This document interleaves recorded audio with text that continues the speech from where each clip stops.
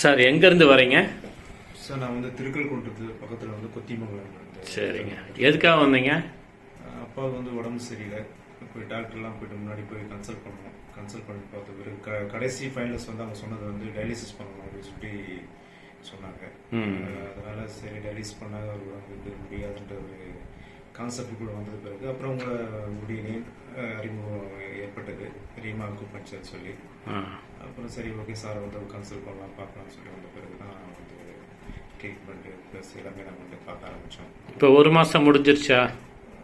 1 மாதம் முடிஞ்சிச்சு சார். இப்போ எப்படி இருக்காரு? இப்போ முன்னை விட இப்போ நல்லா இயற்கையாக இருக்கு. மூச்சு வாங்குதா? இல்லை, அந்த மூச்சு திணறல், அசதி சோர்வு எதுவுமே இல்லை. எதுவுமே இல்லை. நீங்களே சொல்லுங்கய்யா, இப்போ நீங்கள் வரும்போது நடக்கிறது கஷ்டப்பட்டீங்க, சாப்பிட முடியல, எதுவுமே பண்ண முடியலன்னு சொல்லுவீங்க. கை கால வீக்கமா இருந்தது. இப்ப வீக்கா இருக்கா? வீக்கா இல்ல. மூச்சு வாங்குதா? சாதாரணமா மனுஷன் மாதிரி இருக்கீங்களா? உண்மையில கிட்னி ஃபெயிலியர் மாதிரியே இருக்கீங்களா? சாதாரண மாதிரில வேலை செய்யறேன். என்ன வேலை பாக்குறீங்க? விவசாயம் தான் பண்றேன். பாருங்க, உங்களுக்கு கிட்னி ஃபெயிலியர் இருக்கவங்க யாராவது நடக்கிறதுக்கே சிரமப்படுவாங்களா இல்லையா? ஆனா நீங்க வந்து நடக்கிறீங்க, எல்லா வேலையும் பாக்குறீங்க, உங்களால முடியுது.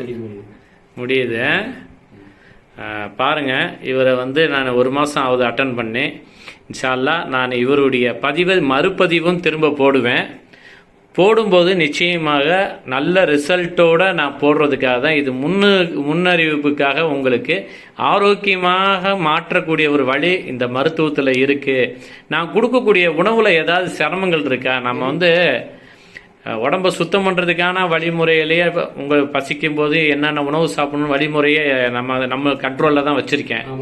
இதில் ஏதாவது சிரமங்கள் இருக்கா? சிரமம் இல்லை, ஆனால் சூப்பராக இருக்கீங்க. இல்லை, நிறைய பேர் என்னென்னா சமைச்ச உணவே கேட்டுக்கிட்டே இருக்காங்க, கிட்னி ஃபெயில். ஆனால் ஒரு 3-4 மாதத்துக்கு மேலே ஆச்சுன்னா நீங்கள் முழுசாக தீர்வு கிடைக்கும் நம்பிக்கையில் இருக்கீங்களா? கண்டிப்பாக இது போல எல்லாருக்குமே இந்த வாய்ப்பு இருக்குது, வாய்ப்பை பயன்படுத்திக்கிங்க.